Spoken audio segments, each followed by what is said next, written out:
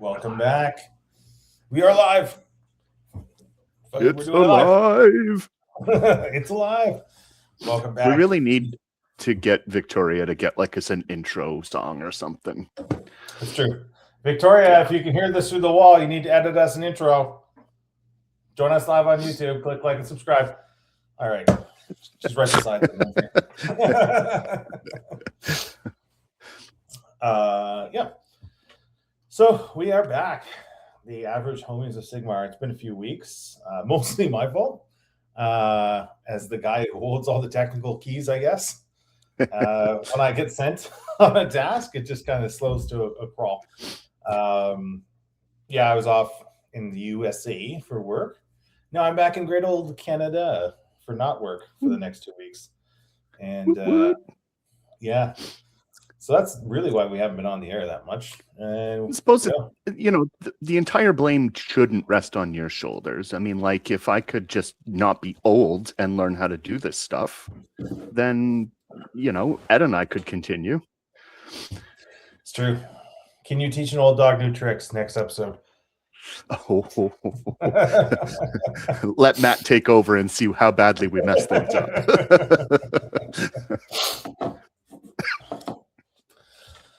Yeah.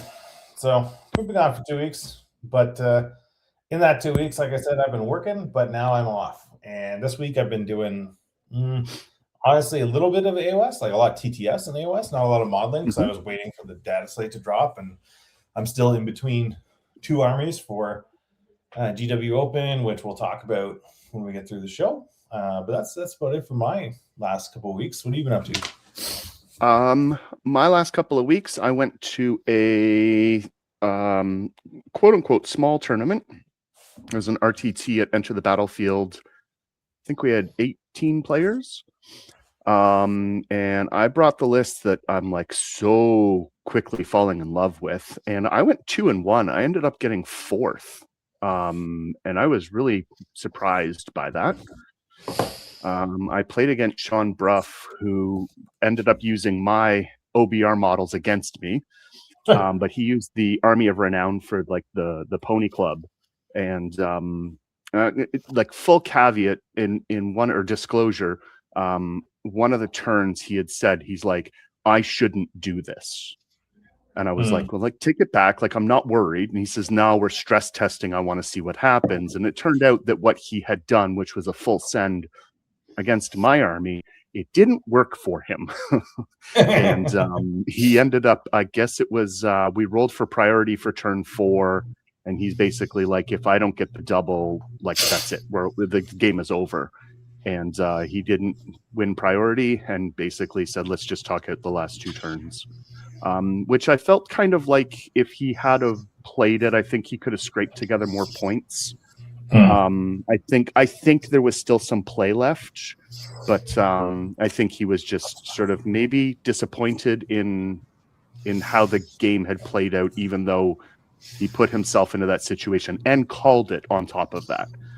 So like Sean is a highly skilled player. He's in the top, I think, 5 for Canada. I think he's 3rd in Canada. It was a good win, but it wasn't the win that you like go, yes, I beat him. It was he beat himself. So yeah, and then I played against the Feck Monster Mash, and that was actually a really close game. There was one turn that I had 3 Demon Princes that all rolled Snake Eyes for their charges. Like back-to-back Snake Eyes for 3 Demon Princes. And but it was still, I think, a 68-65 game that Dylan ended up winning. And then I played in my last round, I played against the G. And it's just a terrible it's a terrible matchup for him. I feel for him. He's playing Helmsmith. He had a really cool list. I really liked his list. He was running Uruk-Tar and a Demon Smith on Taurus. Yep. So he was running double big bull, and like he played well, but it was just my army just it preys on armies like that. And we were playing that there was, I think, 4 places of power, Mhm. and I was able to basically just turn stuff into obscuring. I was like, you got to come get me, bro. Like, so, yeah, he had, and like the dice were not in his favor on top of that. Like, he had a 5-inch counter charge with the Demon Smith on Bull that he failed. And that subsequently allowed me to pick up his Bull unit, like his centaurs. And then like it just snowballed. It was bad. But yeah, it was we got it was a good tournament. I really enjoyed it. Yeah, I mean, great result for you. We'll never see that fact list again in its current format. May it never be risen again. Rip, thank God. Yep. And on a more personal note, you got 121 points out of that, and that drug us near the top 20 as the Alpha Strike homies. Yeah. When it posted, I think it put me like 13th in Canada. I think I'm 15th now, 15th or 16th. I'm checking in Canada, which Sean's number 2 in Canada, by the way. There you go. Perfect. Yeah, he's an excellent player. I'm pretty sure him and Shada, his partner, are coming out to the Edmonton Open as well. And yeah, you were currently sitting at 18th in Canada. 18th in Canada. All you need to do is go one more event and get because you're currently. I'm looking at your stats right now. Yep. You've currently got the team's tournament counting as a point. Right. Yeah. So get an average result at the any tournament, you're going to wipe out. Oh, no, you don't. 1, 2, 3, 4, 5, 6. You just got to get better than 78 points, and you're going to jump back up in the top 15. So, I mean, it's a good run so far. Wardrop had told me that if I had 2 more like tournaments that I could get 120 points out of them, that it should catapult me into top 10. Yep. But it's all fine and dandy, but like there's still plenty of time left in the season. Oh, yeah. So it's like it's fine to get there. It's holding that position that is always the hard part. As the players that are underneath me actually start to play more games as well. Right? Because there's some big names that are in the top 20 that only have 2 or 3 tournaments under their name, and they're sitting at 500 points. Like I think Polinsky's in there, and he's only played 3 games or 3 tournaments, and stuff like that. He's got 4 right now. Okay. Actually, I'll give you some hope in that the majority of the people love you. If I could be in the top 20 in Canada, good. I would be so over the moon. I think realistically, if I was top 25, I think that's a goal I can set for myself. Yeah, I think you'd be quite happy with that. And the name of the show might be Average Homies, but like we said at the start of this, we try to have a good game. We try to do well. It's just not winning at all costs by any means. Exactly. It's trying to be a good opponent, be a good hobby, but also do well at what we put our minds to. Exactly. Welcome, Age of Canuck. Surprised to see you here. Come here often. Well, do you come here often? Is really the question, JP. Yeah, he's looking forward to seeing people in Edmonton at the GW Open because he knows all these names from Ontario. Because I talk about them, we talk about them on the show, but he never met any of them, or he's met few of them. I'll put it that way. Yeah. Sean was also telling me that I think some of the big players, like Team Canada, isn't going to be at the GW Open unless they're living in the area. Because I guess Worlds is 1 or 2 weeks after, or they leave for, is it Spain Worlds, or right London and to leave some it's they leave 1 or 2 weeks after the event itself. So they're not planning to, some of them are not planning to attend, which is sad. I mean, exactly. Okay, there we go.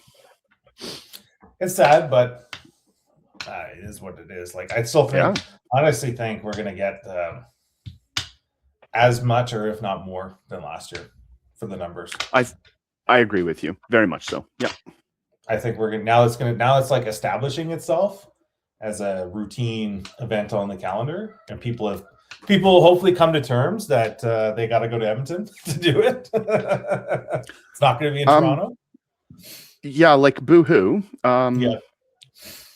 Get out of your city. That's fine. Get out of your city, and it's a huge hall. Like, there's so much space. It was a really good time last year. So much that I was able to overlook the fact that it was 8 rounds this year. Yep. But we'll talk about that in our prep, because today's episode we're going to talk about prepping for GW, and that list you talked about, it's designed specifically for problem sets like 8 rounds. Of Warhammer. Absolutely. Yeah. Cool. Well, I think we're going to transition into the main topic because we're just right there right now anyways. So we're talking about the GW Open today. So if for those of you who don't know, GW Open for both Warhammer 40K and Age of Sigmar and other game systems as well. I think there's a Catan championship going on there because it's tied to a game con. There's a Catan championship. I know Play on Tabletop is doing a King of the Colosseum. If you've never seen that format, it's actually quite entertaining. Reminds me of, you give me a look. So King of the Colosseum is 500-point armies, I believe. So familiar. And they've got this terrain set out where it's essentially a Colosseum. And there's like 2 or 3 objectives. And it's played with the core rule set, essentially. But then you have build restrictions. I think nothing more than toughness 9. So nothing more than a dreadnought. No vehicles, just dreadnought and blow. Okay. And then you go and you get like Friday night firefight levels of games in an afternoon because you just rip through them. My local store here in Leominster plays it. And it's basically Friday night firefight, but with different rule sets. I'm totally for that. That's so amazing. Yeah. So we'll see it beside us at GW Open because they're going to run a tournament for it. It's going to be the first like big competitive tournament of that format. That's cool. Yeah. So anyway, lots of games. Game con. The one drawback, there's cons and pros. The con is you got to pay for the con pass, which is very expensive. But other than the money commitment, it's going to be a good time, I think. And we'll talk about the prep. So let's go through our points here. So what are we preparing? So I guess I'll kind of kick off here. I am between 2 armies right now. And I was waiting for the data slate because we know. So for those of you who are not tracking the way GW does balancing or rules, there's the balance day slate, or the balance scroll rather, for Sigmar that dropped this week is going to be valid until they release a new GHB. So we're probably not going to see any more huge tweaks. There'll be minor points changes, like when Daughters of Cain come out and Sylvaneth come out, their points will get adjusted. But we're not going to see this massive balancing before the GW Open. So I was waiting to see what would happen with that. I was kind of hoping that Hellsmith was going to get a rules change, but it didn't happen. So we got that from now until June. June will be a new GHB, but the GW Open is going to be on this GHB. It'll be the last hurrah for this GHB. So with me, Hellsmiths, we're TLDR, 2 minutes on it. I think GW didn't change the rules, so they still got demon points as per. All their core rule mechanics remain the same. No changes to that, but they dropped a lot of points. But the things they dropped points on are all infantry, and they're all the demon walkers. Essentially what it's pushing people towards, and a lot of the chatter is, things that are winning for Hellsmiths is that Army of Renown. That's all infantry, Zeratar. Yeah. And I cannot be bothered to build 60 to 70 dwarves that are just, I'm not going to say they feel bad, but if you look at my name, it says Adverse Rotsword. You look at 200 points of Rotswords compared to it would be 180 now points for reinforced Infernal Cohort. They're nowhere near the same in terms of output. And you're going to see that exponentially as you go through other armies, for Sylvaneth, Doc, all the new stuff, Lumineth, which barely got touched. So I think if you're going to play Hellsmiths, it's going to be a struggle bus, and you're just going to you're just at a disadvantage. If you do it, all the hats off to you. The G keeps going. I think G passed me, so he's number 2 in Canada now. He's close to number 1 because he's a diehard. He's going for it. He dug his heels in. He said, "This is the army I'm playing. I don't care how bad they are. I'm playing them." Yeah, and there's going to be people like that, and like I say, more power to them. From my perspective, I'll read it out. A hint for the next season coming this summer. I think he means at the GW Open. I think we'll know before. Like last year, we knew what the GHB was going to. They were selling it last year at the Open. Yeah. Well, it came out the day of, right? Yeah. I think it'll be the same. Oh, it actually might be delayed now that I think about it, because 40K's 11th edition announcement said June release for 40K.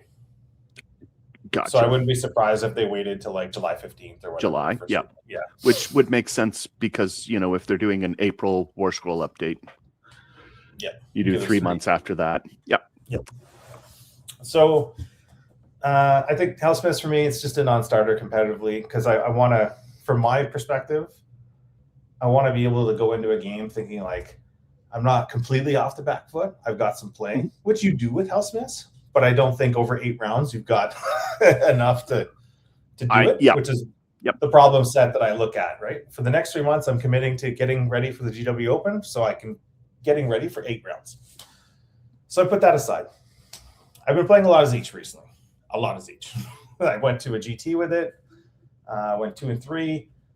Learned a lot of cool tricks. I didn't even know the thing that they errated in the or they changed in the updates. So I was like, well, no change to me, I guess. I only got better with full reality. But I found with Zeech, it's just like you have one thing, and once you play it once, and people will have played it once before Edmonton, you know the thing that's going to happen, and you can plan for the Zangor Enlighten, and you can plan for the Zangors on foot. And other than that, you're just a bunch of like 6-up save demons or whatever, humans running around trying to score points. So potentially, and then today I played an old favorite, which is what I ran at the GW Open last year, Nurgle, and oh my God, these guys needed points adjustment. It's so crazy. It's nuts. Yep. I'm fitting 1 unit too many in there for sure. When I like, there's no thing where it's like, sorry, go on. I was going to say how they survive. Like, it blows my mind when I saw the Megakin update and all I saw was green. And I'm like, what? How are they getting point reductions? This makes 0 sense to me. I think Rodigus was the only thing that got a point increase, and it was like an insignificant amount. Same with Eltharion. Like these 2 armies, how did they dodge this? I was watching Rob the Honest Wargamer, and he had made the comment that it was, this War Scroll update was done 6 to 8 weeks ago. Like they knew what it was. And the data that they had wasn't there for LRL and Megakin and Dot. It was basically just going to nerf the Flesh Eater courts, and they're like, look at my Monster Mash, look at my bats list. So like we have to live with these not overpowered. We're going to have to live with these powerful units that are undercosted. For the next 3 months. Yeah, 100%. And JP put in the chat, he thinks they'll get a surprise update next month. I don't think so. I think GW is throwing her into neutral, and they're focusing on the next GHB release. They're focusing on 40K. The AOS team is focusing on getting everything lined up for 5th, because we're a year out from 5th, so stuff's got to go to the printers. We're seeing all the leaks on that stuff right now anyways. This is like, if Megakin, LRL, because here's the other thing, and Sabetti put it in the AOS Canada chat the other day, which is a valid point. If the Cities of Sigmar and all the books that are coming out, and Sylvanath and Doc, when they relate the rules to the points, GW might have looked at it and be like, well, they're all the same power level. So there'll be at least 6 eco predators balancing each other out. And is that right? No, but like... I agree with you. However, look at factions like Gloomspite Gits. Oh my God. That were in like sub 40% win rates. Yeah. And Fire Slayers and Seraphon. And they got again, no love. If anything, Seraphon got nerfed because of the auxiliary changes to auxiliary units. Where it was like the one list that was doing well, which was the spamming of the spawns of Chotek. Chotek. It can't happen now. So it's like I get it, but I don't know. Yeah. Anyways, I agree. let's carry on. So carrying on. So the long and short of that is that when I looked at it for prep, for like, okay, I have this goal. It is an 8-round event. I want to play an army that is slightly competitive, that gives me a chance to win. I want to play an army that can go 8 rounds and reduce my decision load, and then go from there. So that's like Hellsmiths dropped off, no. Seraphon, no. SPGL is a possibility, but right now I just feel that like OBR just preys on them, and there's so much OBR here because the 6-up ward going off the Blood Knights and going off the Wolves, like removing the ward is just devastating to That's fair. SPGL. Yeah, and I guess not being able to heal with triaxes. Not being able to heal with triaxes, and then it's like I see a world in my mind's eye where I run SBGL and I'm like, okay, I run into OBR. Great. I just can't heal, or I get my ward stripped. Oh, I ran into Megakin and Urkel. Great. Thanks, Rodigus. I can't recur. Right. Yep. So 2 of the top predators right now, I think, prey on SBGL. So I just kind of put that to the side as well. So I'm down to 2, and it's going to be some testing. We'll see how it goes. So that's the start of the journey in GW Open. Now over to you. Like, how do you approach looking at GW Open from a like army selection perspective? Again, like I've said before, I looked at what armies do I like. We're 2 months out from the GW Open. When I made the decision I was going would have been what, like 2 weeks ago, and 2 or 3 weeks ago. Yeah. And at that point, I basically look at what armies do I currently have that are 80% plus painted. My options right now would be Flesh Eater Courts, Slaves to Darkness, OBR, and I sold off most of my Stormcast, so it's just those 3 armies. Yeah. I don't particularly want to play OBR. I think that they're still in that like new phase where I think they're good, but they're only good against certain armies. Yeah, everything I play. The Flesh Eater Court army that I currently have is like I'd be running one of the armies of renown for the Summer Court King Feast. I don't know what it is. It's basically just knights, and I don't think it's very good. It's fun, but I don't think it's very good. And it left me with Slaves to Darkness. But knowing that this is going to be 8 rounds, my typical Dark Oath army is not going to work for me. Nope. I have a medical issue where I wouldn't make it to Sunday. The first like Friday and Saturday would drain so much energy out of me that I would not be able to make Sunday trying to move around 100+ models for 5 games. So that's where the wheels started turning. And I came up with a list that has had 2 or 3 different iterations now, and I think I'm nailed in. Like the first iteration was just funny. Yeah, it's funny, but too many Wilderfiends. Not enough deep prints. The one that I ended up taking to enter the battlefield was I'm playing this like Wilderfiend, this weird Dark Oath list where the one that I ended up taking to enter the battlefield was 2 War Queens, 3 Demon Princes, and 8 Wilderfiends. And it worked out to 2,000 points.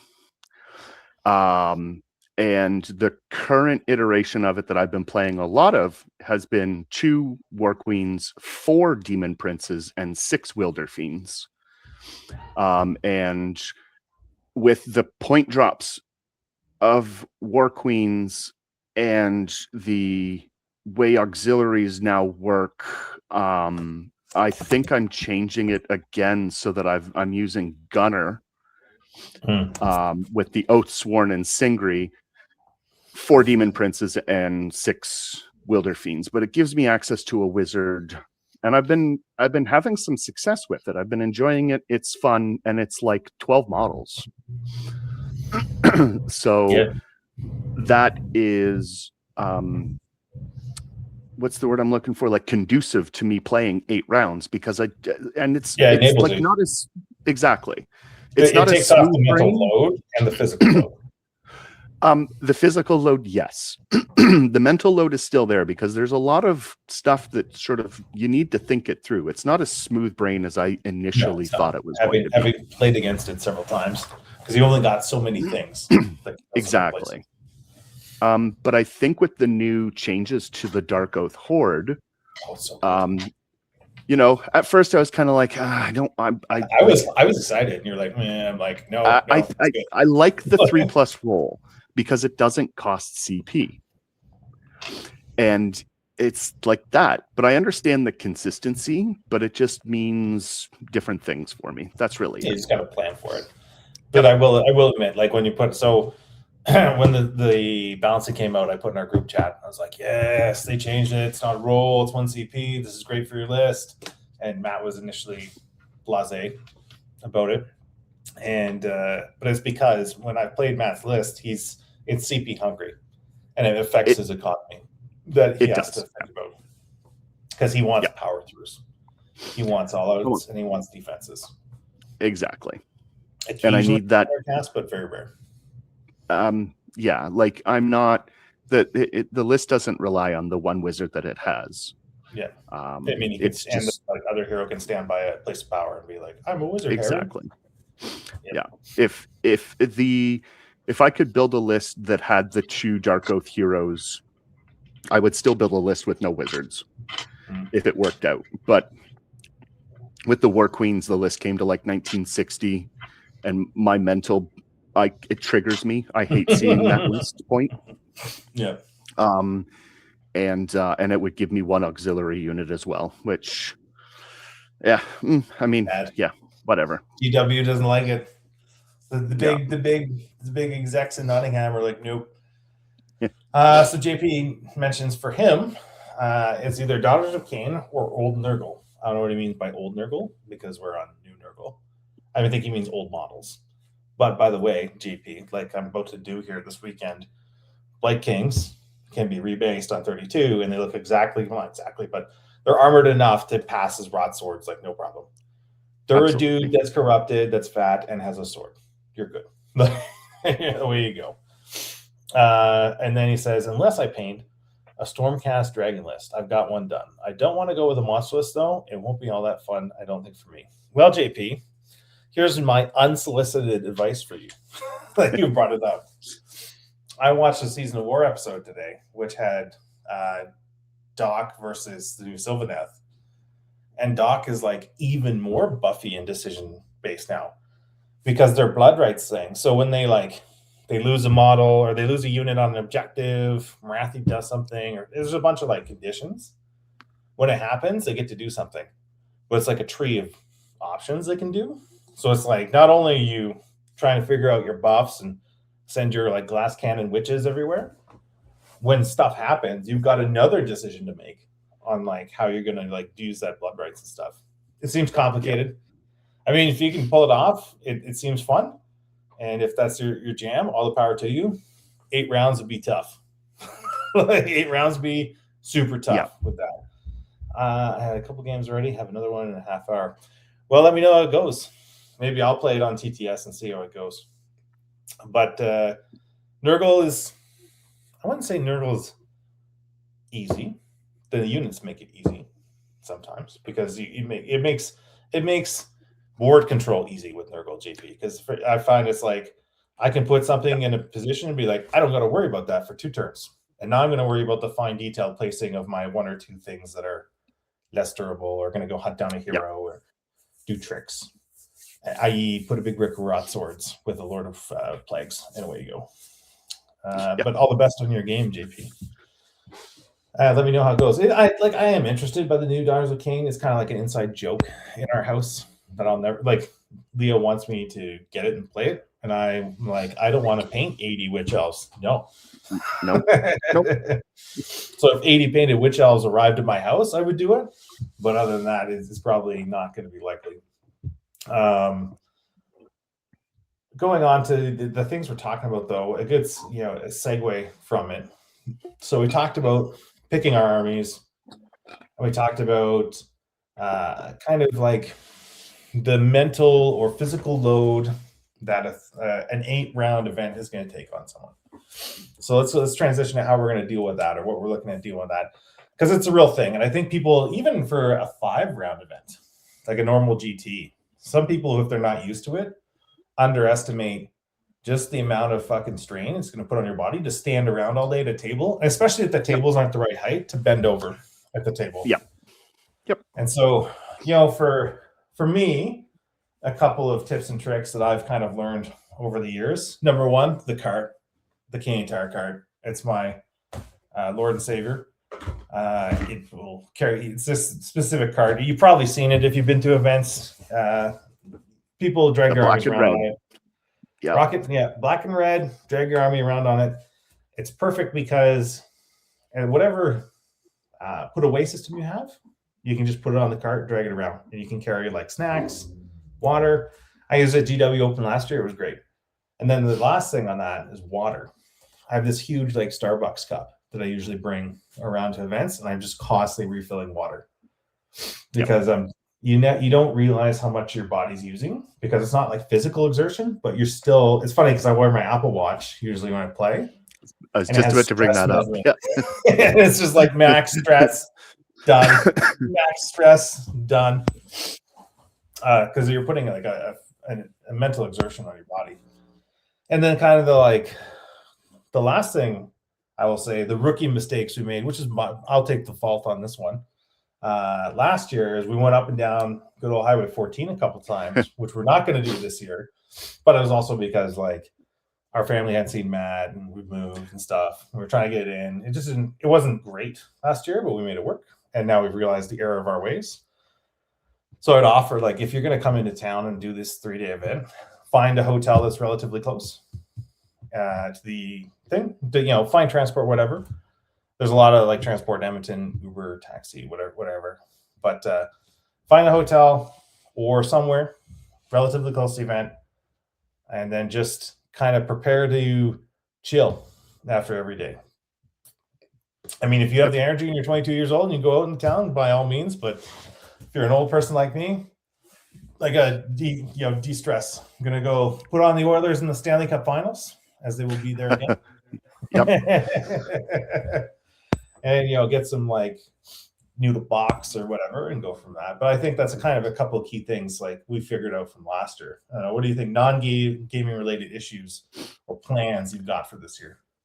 Yep. I last year Pendleton had a little barbecue, and I'm fairly certain that he's doing it again this year. And that will be probably my social outing for that weekend. I have a friend who lives really close to the venue that I haven't seen in like 30 plus years. He moved to Hong Kong, and I think we're planning to get together, but like, it's not going to be hey, let's go out and party type. I mean, I'm not a party kid, but we'll probably do a dinner on the Saturday or Sunday night. And that'll be it. But it is like because of the exertion that it causes physically and mentally. Some people are built for it, right? Yeah. Some people are just like gamers and they'll rock through it. Yep. And they're like, they have the stamina of Gimli. Like, they just keep going. I am not one of those people. And I will need some downtime to decompress, because my social battery will be spent for a month after this event. You're going into hiding for a month. I probably will. Yeah. But yeah, but like I'm preparing myself for it as well. Having been last year, knowing that it's going to be that size, if not bigger, I can mentally prepare myself for it and kind of go for that. Yeah, 100%. I think we covered so much on that. And on the Pendleton barbecue note, definitely gonna try and hit that up again. I'm going to his team tournament here in 3 weeks, 2.5 weeks, whatever, start of May.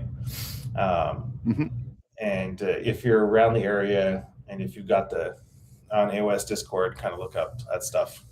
It's good to kind of get the community together. JP, our resident chatter here, has pretty much rallied the Northern Alberta community. He's in contact with the Southern Alberta community. We're going to try and make inroads there.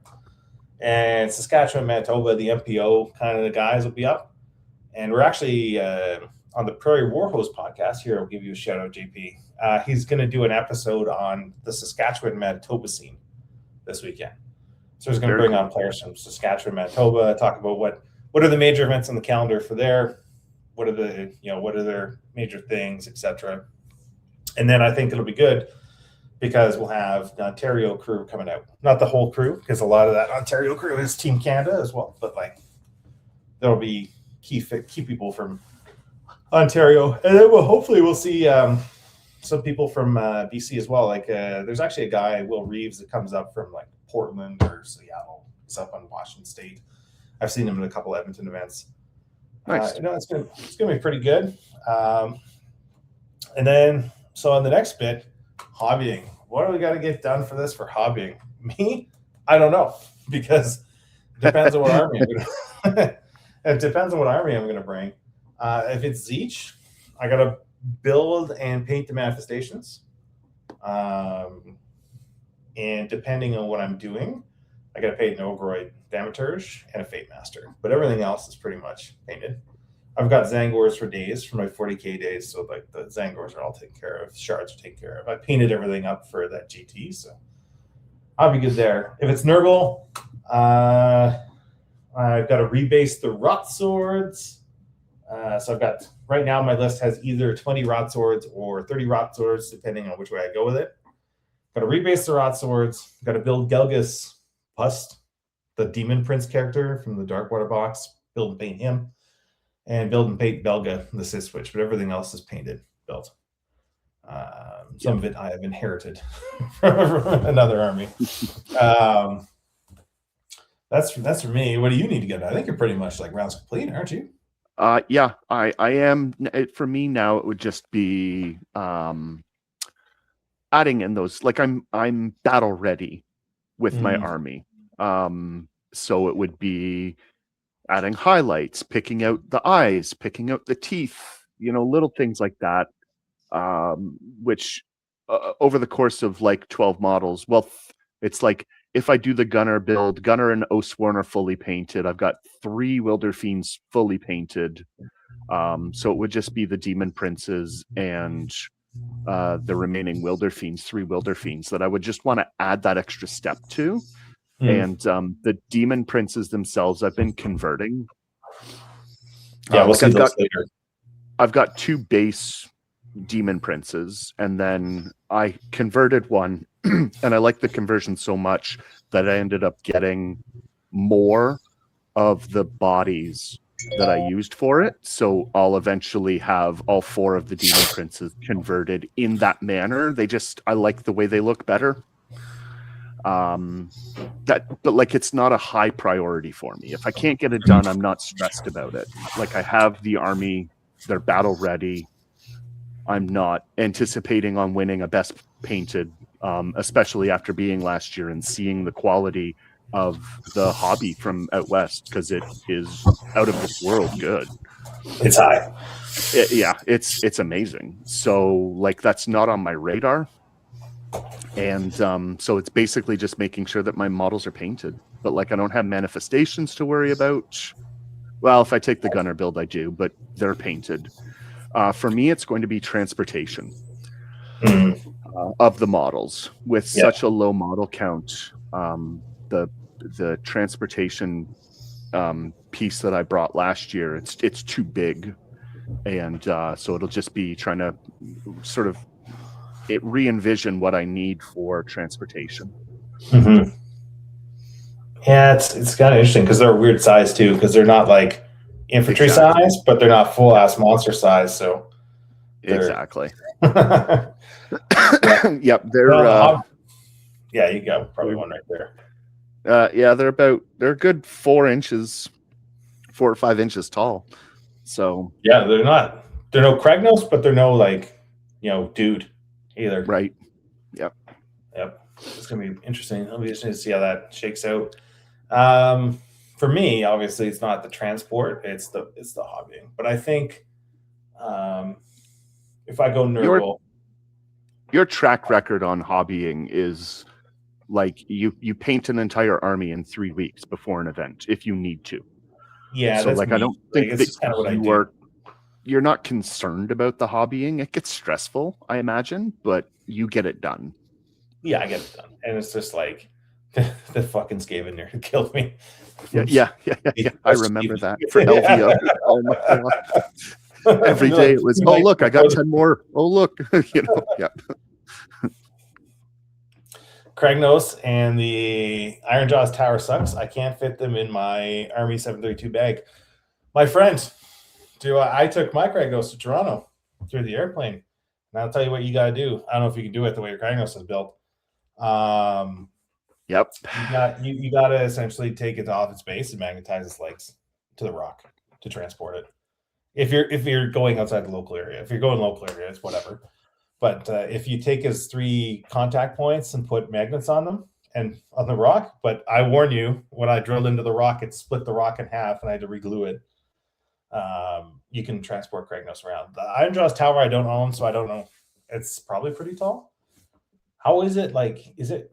I don't know, JP. Is that super required for the army? I don't know. Ironjaw's, JP. I wouldn't look past Ironjaws. If you got a good collection, like I wouldn't look past them. They got the buffs to their prayers with the plus damage, and I don't know what the other one was. It's their other good one where it lasts until the start of your next turn now, not just the end of turn is good. Yeah, and their point reductions were all in the right spots too. Yeah, I would. Were they enough? No, but it's a good starting point for sure. I have 5 brutes painted. And the rest aren't painted? How many Daughters of Cain do you have painted? So wait for that. Never get them all painted in time. I disagree. There's a way.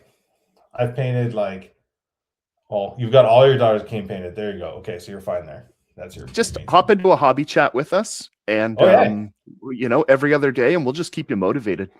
We'll get you there, JP. You hop in our hobby chats and on our Discord, you will be in there. No problem. An hour here. Next thing you know, you're like, wow, I've got like 50 painted models. Let's go. Where is it? Just a second, JP. I'm going to show you something. Oh, I guess I'm supposed to keep talking. No, it's fine. Here we go.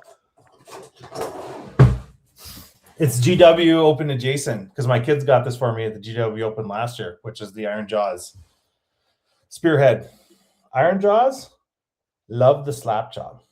This guy took like 15, 20 minutes to paint after the slap chop was done. There's like 4 colors on him. He's good enough.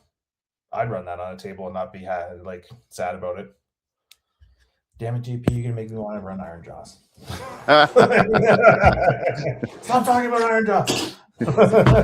And the list spiraling has begun 2 months out. I will give him that. He's so busy running tournaments now. He's organized. He did the league in December. He organized an RTT. He on the spot organized an RTT for this month, and he's got a lot of sponsorship on it. Like, I got a pig that's ready for Slapshot. Yeah. And he's running a GT in May, and then he's getting an RTT in July and a teams tournament in August. This guy is like super busy, and he's running his podcast, and he has a job and kids. Oh yeah, I forgot about those. Yeah, kidding, I didn't. I'm telling you, JP, you hop in the hobby chat, we'll get those pigs done. Yep, we'll get those. I would happily run 8 pigs, or whatever the points thing of pigs is. You could go 8 rounds with 8 pigs, no problem. Yep. Yeah. So that's we talked about the hobby, and so for there's 2 different ways here, right? And to the audience that's listening, you just got to go with what I wouldn't say your limitations, but your style. Like Matt was saying, he wants to be comfortable enough that he's not rushed, that he's got enough to like you can pick at stuff and not being like weeks ahead of time trying to get it done, which is stressful. Whereas me, I'm like, not the pressure makes diamonds comment, but like I will just do it. I know I'm capable. I know I will put my head down and grind. And I'm not saying Matt won't, but that's not what he wants to do. Whereas me, I don't mind doing it occasionally. Like occasionally I'll be like, fine, I'll do this. Because in the deep, what is it? Where you like pain, masochistic? Mm-hmm. Yeah, in the deep masochistic part of my brain. Sometimes I like it. Yep. I don't mind painting a few models, but an entire army in like with the stress of knowing that I'm playing that army in 3 weeks, I won't do it. I don't mind, like I know at the end of LVO last year, I bought an entire FEC army, and I was so into painting them that I painted 2,000 points in like about 30 days, in about a month. Yeah. And then took them to a tournament, but I wasn't like, I have to have these guys done for the tournament. Yeah. Just happened out that I did it. But I do. I tend to be like, oh crap, I've got 3 days to paint 10 models. So this will be, aside from like last year for the Edmonton Open, my Stormcast were fully painted before I even went.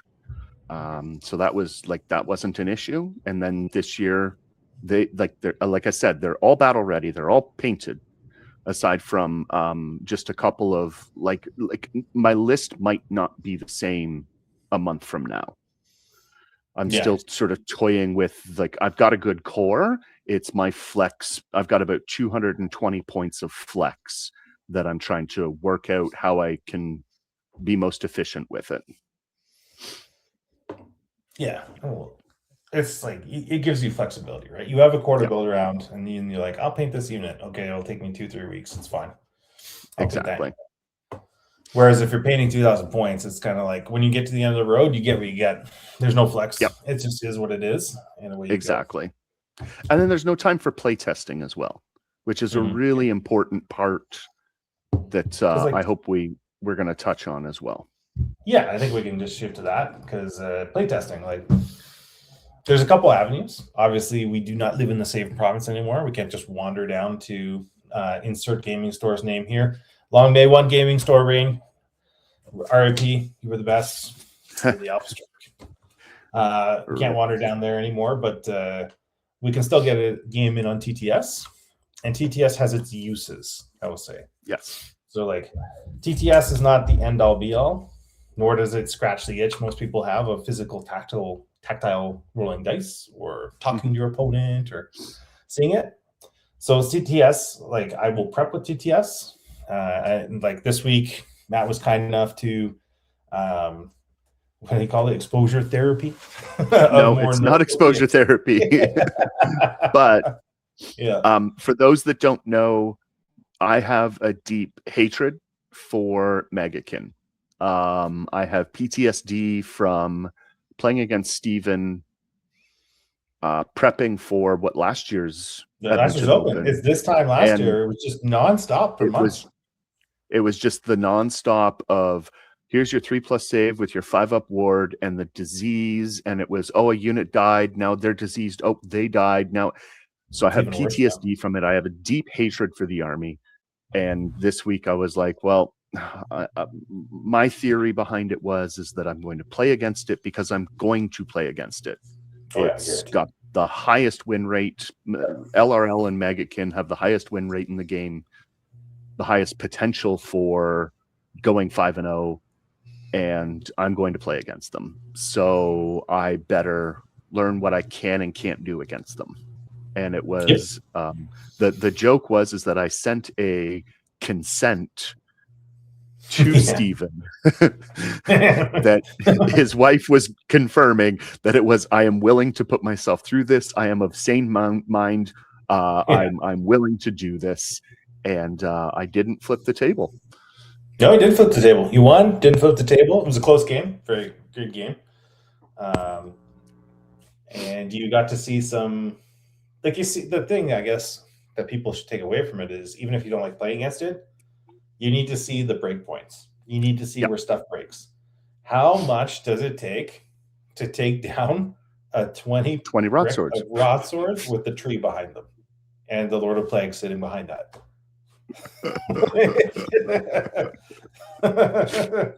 I don't know because I haven't done it yet. Yeah, he got him down to 8, I think 8 or 6 by the end. But they essentially roamed the entire board. They went from north to south and back to south again by the time it was all over. But yeah, TTS is good for that. Like next week we're gonna play. I'm gonna play LRL for him because he'd like some practices listening to LRL. I haven't seen LRL. Not a lot of people play it out here. I think one guy plays it in Edmonton, like reliably, consistently. Mm-hmm. So honestly, I think my first time seeing it will be at the teams tournament for Hamilton if I get paired into it, or if it's a GW Open. So I want to get some practice on it too. And what better way to practice than actually just playing the army? Taking it slow. And my advice to people out there too is if you're going to use TTS, go on SigDex. It's got all the rules of the army, so you don't need the battle tome. You don't need Wikipedia. Just get it on your phone app and take your time. Because the point is to see the rules in action. And if you don't get 5 rounds, that's fine. You get 2 or 3 turns, you can see what it does. Yep. Because we're going to see like the variants of the scriptures, the runes or whatever they are, the variants of X, Y, and Z. So TTS is good, but like, what are we going to do for in-person prep? So Wardrop, he's really pushing to help me. So he's a top level player, and he's working on the Bloodthirster list right now, which is the four Thirsters in Scarbrand, and it's like it's mopping up out here. There's the last big tournament on the weekend. There was 4 people playing Blades of Corn, and 3 of them were Thirster spam, and they finished. So the 4 Blades of Corn players finished in the top 6. Jeez. And it was like I can't remember how many people were at the tournament, but it's really good. So yeah. It's good to get good practice against it, but someone will explain it to you too, right? That's kind of the benefit of a person is like you can take the time to explain it, but you can see there's a value to seeing face to face. Because you can see and this is not gamesmanship, but you can see when your opponent is surprised. And then you can be like, okay, this is why that happened. Or you can explain to them. Whereas on TTS, something happens and you're just like, why? Because you don't see the other person's, you can hear it in the voice sometimes, but you don't see the other person's reaction. And then you can't get into that conversation about why did that happen? Why did this thing go the way it went? Or even explaining through it. For me, I'm going to commit.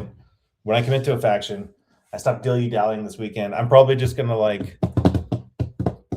list thrash for the next 48 to 72 hours.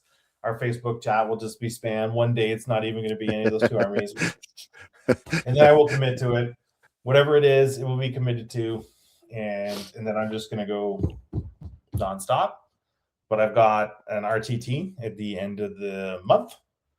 JP's running. It's going to be great. Let me just take a look. I'll give him props because he's getting attendance now, which is unusual for here. Like when I first moved to Edmonton, the RTTs, they'd run every month. Taps, you get 8 people. That'd be kind of the average. Maybe a big one would be 12. And he's got my events. Corn Showers brings golf flowers. He's got 11 people signed up. And I know there's a couple that are not signed up, but will be probably. Because they're talking in the chat. Yeah. 11 people, a variety of stuff. So I got an RTT end of the month. I've got a teams tournament. Hopefully I can deconflict with because I'm kind of a ringer in the teams tournament. And by ringer, I mean just a dude to fill in that they were like, hey, maybe you would like to come play with us. Because it's the name of the team is Abandoned by the Suns currently on our Discord chat. because there was 2 guys that were going to play with their 2 sons, but their 2 Okay. sons had sports commitments or some Gotcha. commitments, so they couldn't play, and they didn't want to back out of the teams tournament. So they're they asked for a couple fill-ins. So I'm going to fill in that. We'll see if I get to play the army I want to play because there is some overlap. One of them plays each. I think one of them plays Gits. I'm not going to play Gits probably. I wish Gits were better. Oh, I wish that I was so excited because they, for anyone that looked at the balance, they did spearhead changes and I misread them as if they were like real Gits changes, which I thought was Oh, gotcha. Yeah. because they're like the changes they made were the wolves get strike first all the time if they charge. Fine. They don't do any damage. Doesn't matter. Like they can spike, which is a Gits thing. Like 1 out of 5 activations, they'll spike and roll a bunch of 4s and do a bunch of damage. But the other 3 activations, they'll kill something and get killed in return. And then the other change they did was the Snarl boss on a 3-up hands out more rent to a wolf unit. I was like, also reasonable. Why can't I have this in real game? Why must this be in Spearhead? So probably not Gits. Anyway, that's off topic. But I got that, and then I got GT at the end of May. So 2 weeks before the GW Open, I got GT. And JP is marketing it as essentially a prep for the Edmonton Open. And he's got currently 21 signed up out of 32 spots. So what you're saying is I just need to come out a week early. This is 2 weeks early, sadly. Okay. Yeah. I mean, you can stay in my house as long as you want. I don't care. I'm not sure. I think that someone in this household might have a problem with that. Yeah, I'm not sure how your significant other would feel about that, but so yeah, I got a bunch of events essentially. I will get in-person stuff too. But I think we've thrashed around how we're going to get ready for it. Yes. Let's go to hobby time. All right. Hobby time. Excellent. Ooh, that's the first one. The next 3 are going to be all you, so I'll leave you to work through these. Okay. So that was for the ETB tournament. I had ordered 5 Wilder Fiends from GW. They arrived on the Wednesday before the tournament. So I painted these guys up in 3 days. They're really easy models to paint. And as you can see, they're just battle ready. They have a contrast, some dry brushing. I picked out the details, but there's no highlights or anything like that on them. But they are battle ready. I did end up quote unquote converting these. And by that means I just put different heads on them. The Demon Prince boxes have a variety of heads, and I just ended up putting them on. A little bit of green stuff or epoxy sculpt because they don't fit perfectly, but I did that. And then, so you can see, that's a really bad picture. There we go. That was the army that I ended up taking. The Demon Prince in the center there, that's a Vengo Lord that I converted up. I really liked how it turned out. They are very, I really liked how they turned out. I've got another one that I'm working on my table here, and this guy just doesn't have wings. And I have one more Vengo Lord coming to me. So, yeah, like I had said, if I can get them painted, then great. And if not, then I'm not worried about it. But yeah, that was basically, I painted that Demon Prince probably within the past 2 weeks. Actually, it's funny. I painted the majority of that army in the past 2 weeks. I had 3 Wilder Fiends and the 2 War Queens painted. Everything else has been done recently. Nice. For me, I've done 5 Hellsmiths in Infernal Cohort. When I get back from my taskings, I kind of have some time off usually. So I just opened with a couple of Hellsmiths, painting, hoping, wishing, praying for the balanced day slate to give me what I want, and it didn't. Ironically, I was painting infantry, but just painting that kind of there. I've been doing a couple side projects because I've been playing 40K here, just kind of being able to get out and roll dice. It's just there's no Age of Sigmar near me. So I will go if I want to roll the dice, feel the itch. Paint 40K. This is kind of actually a funny story for Matt. I'm painting this thing right now. See if he remembers that. Oh, yes, I do. From the Indominus box 3 years later, 3 years already, which is crazy. And I'll probably, the next episode, we're going to see some progress because I'm just going to be like, this is the thing. We're on to it. Gangbusters. So, gangbusters, nothing for now, but it could be. We'll see. With that, I think we're kind of ready to wrap this thing up. Any closing remarks or anything you want to talk about, Dan? Nope. I think this event that's coming up being like the major event that I'm attending this year, I'm going to focus on it. My goal, realistically speaking, if I could go 4-4, I'd be really happy. If I could go 2-1 in the staging pod, the staging pod, and then and then go like 2-3 in the GT, I would be really happy with that. But if I can, I think my main goal is to go 2-1 in the staging pod. That's sort of my main goal. If I go 4-4 overall, I'm pretty happy. But my path to getting that 4-4, I think, is pretty specific. Like if I go 0-3 and then go 4-1, it won't feel as good to me as a 2-1, 2-3. Yeah, I think that's a good goal. Like that's a great goal to strive for, because for those who aren't tracking comments here, 0-3 and 5-0. I mean, I know it might. When I was playing golf, my dad always said there's no pictures on a scorecard, so I guess that's a thing, right? That's true. 10 on one hole, ace on the other, or 0-1 on the other. Exactly. But I mean, I get it though. Like, I think that's the kind of I'm going to aim for that as well. I haven't thought about it too much, to be honest, but I think for me that's also a reasonable, like, I've done really, really well, and this is good for me. Because the 2-1 is like I consistently get it around here. And if you go to a 3-round event, I'll get 2-1, 1-2, more 2-1 on nowadays. But and then from there, who knows? Like you kind of get, like Matt alluded to, you do 3 games, then you get put into a pod, and you play 5 games out of your pod, and that determines kind of the shuffle where everything lands. But you're always going to be playing from game 4 onwards. You're always going to be playing someone that started the tournament the exact same way as you, which is novel. Yes. I've never done this before. It's kind of cool. I mean, it's going to be a slog for 8 games, but it'll be interesting to see how it shakes out, because it'll be interesting to see, I think, regardless of whatever pod you get put into, whatever record you get put into, it'll be interesting to see if like that is the respective quality or like gamesmanship or level. I'm not trying to be like rude about it, but like, is that reflective as you go through the rest of your games? Is like, did the last 5 games reflect of what you would expect from that in an RTT? Or do you run into people that are like, they just had a bad day, and they're just like, wham. Exactly. Yeah. I think it's going to be interesting. So for me as well, I kind of closing remarks on this. I mean, I guess everyone's going to see it as we prepare for it in the next couple of months. A lot of, we're not going to focus on it every episode, but we'll be talking about pieces of it. For me as well is the major event of the year for me. Well, it's like the biggest one. And then I have one in August, but that's more of a trip and just kind of have fun. Because also for me, I'm going to be moving for work, but my family's going to be staying.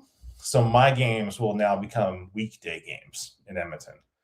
And it'll be very rare that I'm going to go to an event over the next 2 years. Like when I go to an event, it's going to be planned like 2 months in advance. It won't be just me picking up and getting in the truck, because I'll be back at my house every weekend instead of being where the tournaments are. Hanging out with family. So this would be like the last, not big event, but I think it's going to be the big event of 4th edition for me, other than LVO, which we did, which was fun. Great trip. It was a good time. But this will be, I think competitively, this will be kind of like the thing. Yeah, I guess because next year, new edition. I don't know how it's going to shake out. We'll see and then the big event that we're all planning to go as a group is in September, I believe. So it'll be Age of Sigmar: The Last World. That's right. Yeah. And I'll be playing not Cathay, right? Oh man, that is for another time. All right, I think that's kind of everything we got. So Yeah. we can wrap it there. If you've joined us and you've listened this far, thank you. We appreciate it, and we'd love to get engaged in conversation with you. So leave some comments. Pop in on the chat when you can, and we'll try and answer them back. As always, thanks to JP for joining us, playing along, giving us some questions, and I'll leave the last word to Matt. Yeah, thanks, JP. It's always a pleasure. I can't wait to meet you face to face at the Open. And stay average, everybody.